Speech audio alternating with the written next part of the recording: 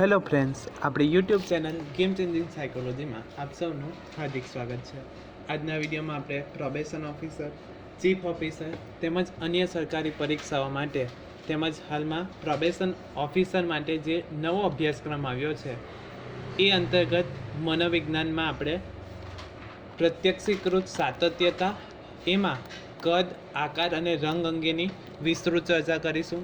તે ઉપરાંત જે વિદ્યાર્થીઓનું મનોવિજ્ઞાન છે એટલે કે સાયકોલોજી છે એવા વિદ્યાર્થીઓ માટે જીસેટ અને યુજીસી નેટ માટે પણ ખૂબ જ અગત્યનો આ વિડીયો રહેશે, તો વિડીયો જોવા વિનંતી છે. તો સૌપ્રથમ જોઈએ પ્રત્યક્ષીકરણ એટલે શું, પરસેપ્શન એટલે શું. તો બેઝિક આપણે વ્યાખ્યા અથવા તો અર્થ કરવો હોય કે પ્રત્યક્ષીકરણ એટલે શું, તો વિવિધ પદાર્થોને જાણવાની, પર્યાવરણથી માહિતગાર થવાની પ્રક્રિયા એટલે પ્રત્યક્ષીકરણ. શું છે? વિવિધ પદાર્થોને જાણવાની, કે કોઈ આપણી આજુબાજુ કંઈક પદાર્થ છે તો એને જાણવાની અને પર્યાવરણથી માહિતગાર થવાની પ્રક્રિયા એટલે પ્રત્યક્ષીકરણ કહેવામાં આવે છે. ટૂંકમાં આપણી આજુબાજુ કોઈ વસ્તુઓ છે તો એને આપણે જોઈએ છીએ, જાણીએ છીએ, તો એ માહિતગાર થવાની પ્રક્રિયાને પ્રત્યક્ષીકરણ કહેવામાં આવે છે. હવે આપણી 5 જ્ઞાનેન્દ્રિયો તમને ખબર હશે. કઈ કઈ 5 જ્ઞાનેન્દ્રિયો છે? તો આંખ, કાન, નાક, જીભ અને ત્વચા જેવા જ્ઞાનેન્દ્રિયો દ્વારા પર્યાવરણમાં ઉદ્દીપકો મગજમાં પહોંચે છે. એટલે કે આ જે 5 જ્ઞાનેન્દ્રિયો છે, આંખ, કાન, નાક, જીભ અને ત્વચા દ્વારા, જે આપણી જ્ઞાનેન્દ્રિયો છે એના દ્વારા પર્યાવરણમાં જે રહેલા ઉદ્દીપકો છે એ મગજમાં પહોંચે છે. ફોર એક્ઝામ્પલ, આપણે બસ સ્ટેશને છીએ યા રેલવે સ્ટેશને છે તો ત્યાં સ્પીકરનો અવાજ આવે છે, તો એના કારણે આપણો જે કાન જે છે તો એ અવાજ સાંભળે છે અને મગજને સંદેશો આપે છે. એ જ રીતે બસ આવે છે યા ટ્રેન આવે છે તો આપણે ટ્રેનને જોઈએ છીએ અને ટ્રેનને જોતાં મગજને સંદેશો મળે છે કે આપણે આ ટ્રેનમાં બેસવું છે કે નથી બેસવું. તો એ જે ક્રિયા થાય છે, તો આપણે જે વસ્તુને જોઈએ છીએ તો એ 5 જ્ઞાનેન્દ્રિય દ્વારા પર્યાવરણમાંના ઉદ્દીપકો જે હોય છે એ મગજમાં પહોંચે છે. જ્ઞાનેન્દ્રિયો દ્વારા થતા કોઈપણ પદાર્થના પ્રાથમિક જ્ઞાનને સંવેદન કહેવામાં આવે છે. કે આપણે કોઈક વસ્તુ પકડીએ છીએ, ફોર એક્ઝામ્પલ કોઈ ગરમ વસ્તુ પકડીએ છીએ અને તરત છોડી દઈએ છીએ. શા માટે? તો એ સંવેદન થાય છે, તો એના કારણે આપણે એ વસ્તુ છોડી દઈએ છીએ. વાસ્તવમાં સંવેદનનો અલગ અનુભવ થતો નથી, પરંતુ તે પ્રત્યક્ષીકરણની પ્રક્રિયાનો જ એક ભાગ છે. તો આ પણ અગત્યનું છે કે સંવેદન એ કંઈ અલગ નથી, પરંતુ એ પ્રત્યક્ષીકરણની એક પ્રક્રિયાનો ભાગ છે. પ્રત્યક્ષીકરણ એટલે જુદા જુદા સંવેદનોનું સંકલન કરીને અર્થ તારવવાની પ્રક્રિયા. જે મેં તમને રેલવે સ્ટેશનવાળું, બસ સ્ટેશનવાળું એક્ઝામ્પલ આપ્યું એ અનુસાર પ્રત્યક્ષીકરણ એટલે જુદા જુદા સંવેદનોનું સંકલન કરીને અર્થ તારવવાની પ્રક્રિયા, એને આપણે પ્રત્યક્ષીકરણ કહી શકીએ. ફોર એક્ઝામ્પલ, ટેબલ પર મૂકેલી કેરીને જોવામાં આવે ત્યારે તેના પરથી આવતા પ્રકાશના કિરણો આકાર, કદ અને રંગના સંવેદનોનો ઉત્પન્ન કરે છે. સ્પર્શ કરવાથી તેની સપાટીના લીસાપણાનો ખ્યાલ આવે છે. એટલે કે કેરીને આપણે સ્પર્શ કરીએ તો એ લીસી લાગે છે. તેને ચાખવાથી સ્વાદનું અને સૂંઘવાથી ગંધનું સંવેદન થાય છે.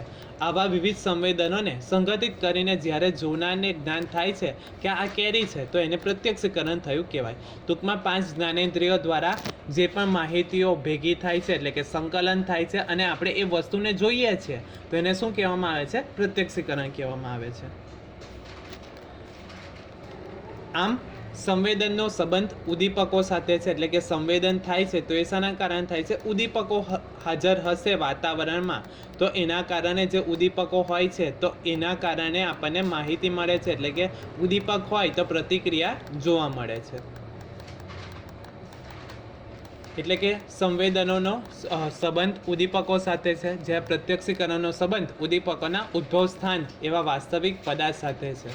પ્રત્યક્ષીકરણ એટલે સંવેદનાત્મક વલણોની એવી સંગઠિત પ્રક્રિયા જે દ્વારા જોનાર પદાર્થોને એના યથોચિત સ્વરૂપમાં જોવું, જેમ કે વૃક્ષ, માનવી, મકાન વગેરે રૂપે જોવામાં આવે છે. એટલે કે પ્રત્યક્ષીકરણ એટલે અગાઉના વિડીયોમાં પણ આપણે જોયું હતું કે જે વસ્તુ છે, પદાર્થ છે, એના યથોચિત સ્વરૂપમાં એટલે કે મૂળ સ્વરૂપમાં, કે પદાર્થ જેવો છે એવો જોવામાં આવે, મૂળ સ્વરૂપમાં જોવામાં આવે, યથોચિત સ્વરૂપમાં જોવામાં આવે તો એને પ્રત્યક્ષીકરણ કહેવામાં આવે. ફોર એક્ઝામ્પલ, વૃક્ષ છે તો આપણે વૃક્ષને વૃક્ષ જ જોઈએ છે, એટલે કે મૂળ યથોચિત સ્વરૂપમાં જોઈએ તો એને પ્રત્યક્ષીકરણ કહેવામાં આવે છે. માનવી હોય, મકાન હોય તો એને મૂળ યથોચિત સ્વરૂપમાં જોવામાં આવે છે. પ્રત્યક્ષકરણની પ્રક્રિયામાં પ્રથમ તબક્કે પર્યાવરણમાંની વિવિધ ભૌતિક શક્તિઓ જોનારની જ્ઞાનેન્દ્રિયોના સંવેદન ગ્રાહક કોષો ઉપર અસર કરે છે. અહીંથી પ્રશ્ન પૂછાય છે, જીસેટની પરીક્ષામાં પણ પ્રશ્ન પૂછાયો હતો કે જે આપણને સંવેદન થાય છે તો એ કયા કોષો દ્વારા થાય છે? તો જ્ઞાનેન્દ્રિયોના સંવેદના ગ્રાહક કોષો ઉપર એની અસર થાય છે. એટલે કે આ સંવેદના ગ્રાહક કોષો જ્યારે આપણે કોઈ વસ્તુ જોઈએ છીએ તો એના કારણે સંવેદન ગ્રાહક કોષો હોય છે એ એક્ટિવ થાય છે અથવા તો સક્રિય થાય છે. આ ગ્રાહક કોષોમાંથી ચેતા પ્રવાહો નીકળીને મગજમાં પહોંચે છે. કે આપણે કોઈક વસ્તુ જોઈએ છીએ તો એના કારણે શું થશે? જ્ઞાનેન્દ્રિયના રહેલા જે સંવેદન ગ્રાહક કોષો હોય છે એ એક્ટિવ થાય છે અને એ એક્ટિવ થવાથી ગ્રાહક કોષોમાંથી ચેતા પ્રવાહ નીકળીને મગજમાં જાય છે. ત્યાં થતી પ્રક્રિયાને પરિણામે પદાર્થો અને બનાવોનું પ્રત્યક્ષીકરણ થાય છે. તો આ એક પ્રક્રિયા અથવા તો સ્ટેપ છે. સૌપ્રથમ પદાર્થ અથવા તો બનાવોને આપણે જોઈએ છીએ, ત્યારબાદ એ પદાર્થોના કારણે શું થાય છે? તો ભૌતિક શક્તિમાંની સંવેદન ગ્રાહક કોષો ઉપર અસર થાય છે. એટલે કે આપણી જ્ઞાનેન્દ્રિયમાં રહેલા 5 જ્ઞાનેન્દ્રિય આંખ, કાન, નાક, જીભ અને ત્વચા જે છે તો એના રહેલા સંવેદના ગ્રાહક કોષો જે છે એ શું થશે? એક્ટિવ થશે. એના કારણે શું થશે? ચેતા પ્રવાહ જે હોય છે તો એ મગજ સુધી પહોંચે છે. એટલે કે ચેતા પ્રવાહોનો મગજમાં પહોંચે છે અને પછી મગજ આપણને સંદેશો આપે છે. એટલે કે આપણે એ વસ્તુને જોઈએ છે, એટલે કે પ્રત્યક્ષીકરણ થાય છે. તો આ સ્ટેપ પણ અગત્યના છે. સૌપ્રથમ પદાર્થ અથવા તો બનાવો બને છે. એના કારણે શું થાય છે? તો આપણા જે જ્ઞાનેન્દ્રિય છે, ભૌતિક જ્ઞાનેન્દ્રિયો છે તો એમાં એ ઉદ્દીપ્ત થાય છે. એટલે કે સંવેદના ગ્રાહક કોષો ઉદ્દીપ્ત થાય છે. એના કારણે ચેતા પ્રવાહો જે છે એ એક્ટિવ થાય છે અને ચેતા પ્રવાહો મગજમાં પહોંચે છે અને આપણને પ્રત્યક્ષીકરણ થાય છે.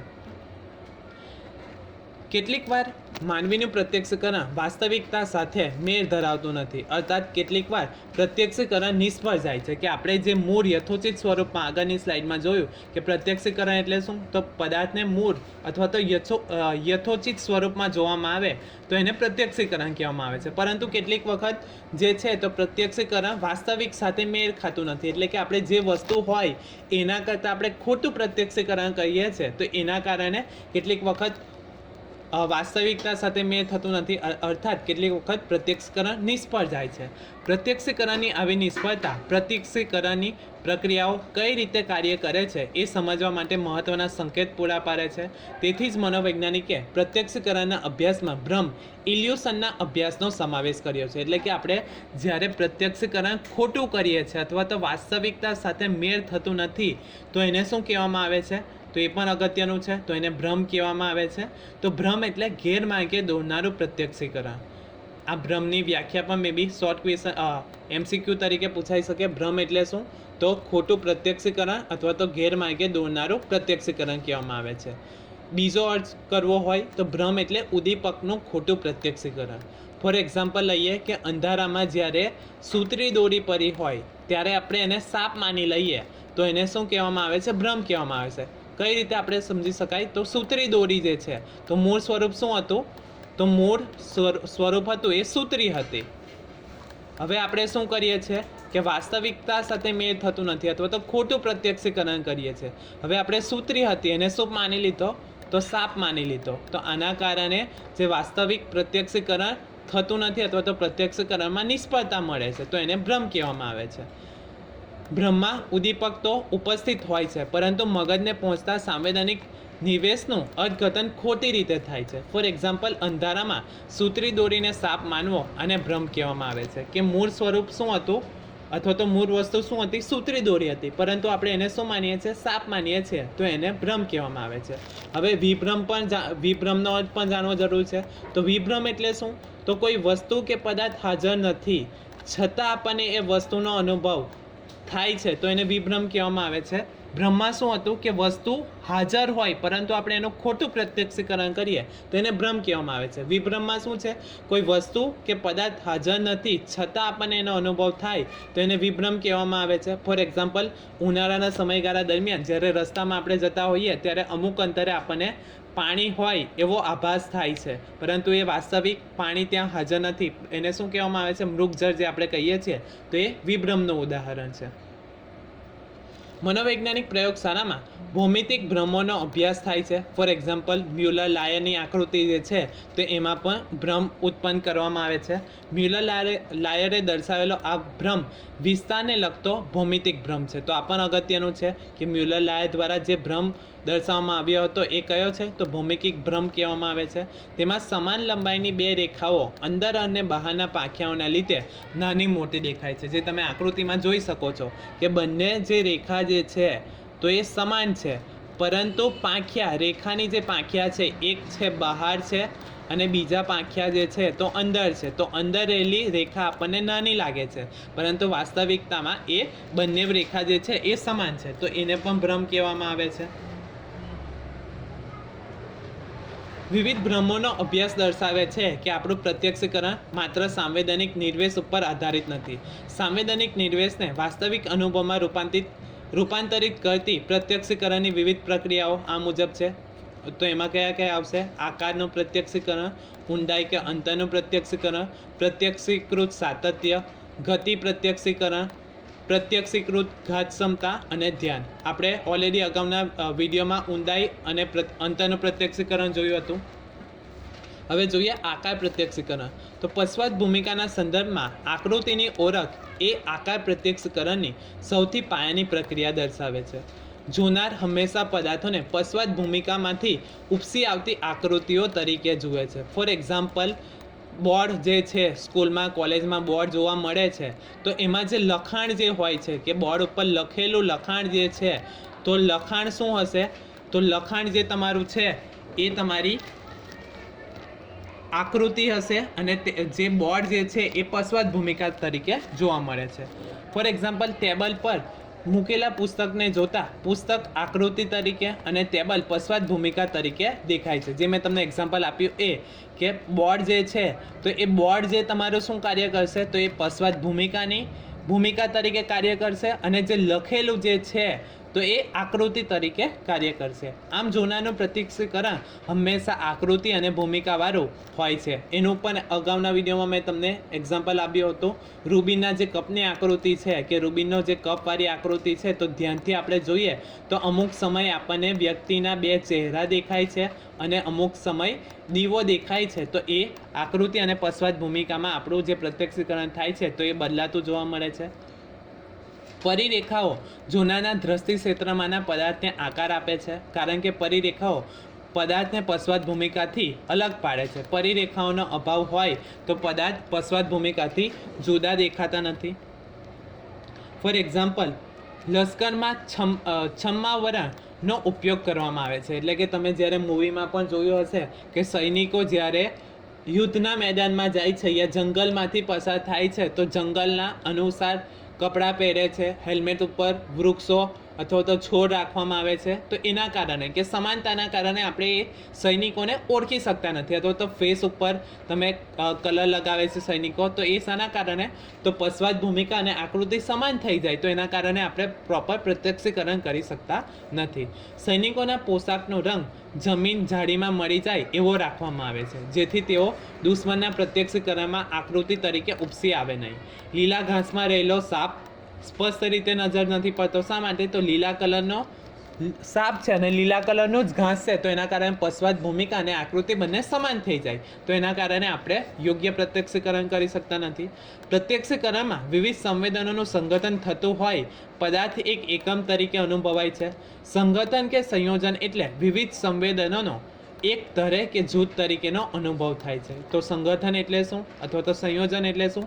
તો વિવિધ સંવેદનોનો એક ધરે કે જૂથ તરીકેનો અનુભવ.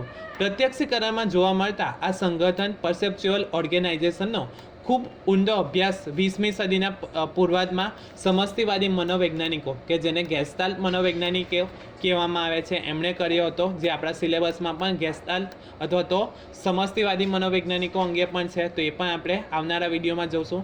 ગેસ્ટાલ્ટ એ જે છે એ જર્મન શબ્દ છે, એટલે કે જર્મન શબ્દનો બનેલો છે. તો આ પણ અગત્યનો છે કે ગેસ્ટાલ્ટ શબ્દ જે છે એ મૂળ કઈ ભાષાનો શબ્દ છે? તો જર્મન ભાષાનો શબ્દ છે. હવે ગેસ્ટાલ્ટનો અર્થ શું થાય? થાય, અહીંથી પણ પ્રશ્ન પૂછાઈ શકે. તો ગેસ્ટાલ્ટનો અર્થ સારો આકાર અથવા તો શું આકૃતિ એવો થાય છે. તો આ મોસ્ટ આઈએમપી છે, અગત્યનો પ્રશ્ન છે.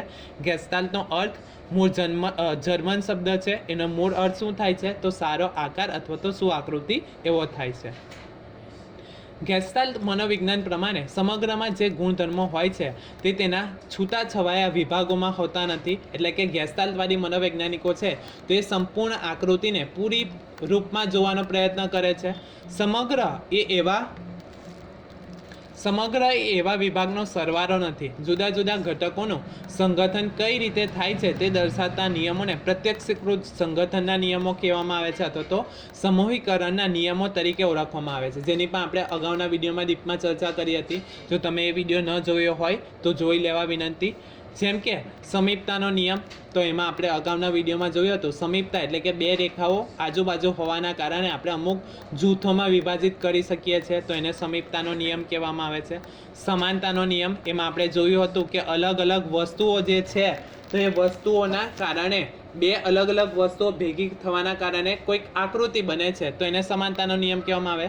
ફોર એક્ઝામ્પલ ક્રોસ આકૃતિ અને પછી ઉપર બે તબક્કા પાડવામાં આવે તો એના કારણે ટકાવારી એને આપણે કહી શકીએ છીએ. એ જ રીતે આડી રેખા અને ઉપર બે તબક્કા કરી દેવામાં આવે તો એ ભાગાકારની આકૃતિ થઈ જાય છે. તો બે અલગ અલગ આકૃતિઓ અથવા તો બે અલગ અલગ વસ્તુઓ ભેગી બનીને જે આપણને આકૃતિનો અનુભવ થાય છે તો એને સમાનતાનો નિયમ કહેવામાં આવે છે. સપ્રમાણતાનો નિયમ, સાતત્યનો નિયમ, પૂરકતાનો નિયમ. તો પૂરકતાના નિયમમાં પણ આપણે જોયું હતું કે અલગ અલગ આકૃતિઓ અધૂરી આકૃતિ હોય તો એને આપણે પૂર્ણ સ્વરૂપે જોવાની આપણી મગજની જે મગજ હોય છે તો એ જોઈ છે, તો એને પૂરકતાનો નિયમ કહેવામાં આવે છે.